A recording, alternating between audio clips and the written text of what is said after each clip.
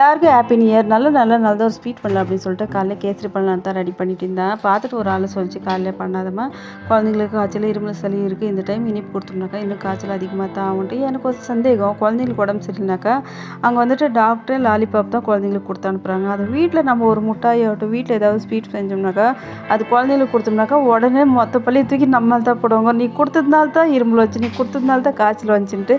அது எப்படி தானே இப்படி இருக்காங்கன்னு எனக்கு தெரியல. ஏன்னா அவங்க வந்துட்டு டாக்டர் இல்லையா, டாக்டர் மேலே எந்த பழி போட முடியாதுல்ல. நம்ம தானே ஓசியில் கடிச்சிருக்கோம், யார் எது சொன்னாலும் வாங்கி போடுவோம். அதனால எல்லோரும் நம்ம மேலே பழி போடுறாங்கன்னு நினைக்கிறேன். 6 மணிக்கெல்லாம் எழுந்துட்டேன். நல்ல பிள்ளைய போய் குளிச்சுட்டு வந்துட்டு சமையலெல்லாம் முடிச்சுட்டு அதுக்கப்புறம் கேசரி எல்லாம் செஞ்சு வச்சுட்டு நெய்வேத்தியத்துக்கு சாமிக்கு ஏற்கனவே வச்சுட்டு விளக்கு ஏற்றி வச்சுட்டு சாமி நல்லபடியாக கும்பிட்டுட்டேன். அதுக்கப்புறம் உள்ளே வந்துட்டு யாருக்கும் தெரியாமல் கேசரி சாப்பிடலான்ட்டு சாப்பிட்டுட்டு இருந்தா என் பையன் வேறு வந்துட்டு கேட்டுங்கிறேன். சரி குழந்தை பார்க்க வச்சு சாப்பிட்டு நல்லாவா இருக்கும் அப்படின்ட்டு 2 வா ஊட்டிட்டு நான் மட்டும் சாப்பிட்டு இருந்தேன். ஸோ எல்லோரும் நல்லபடியாக செலிப்ரேட் பண்ணுங்கள். இந்த வருஷம் இனிமையாக அமையட்டும். இன்னொரு வீடியோவில் பார்க்கலாம். பாய்.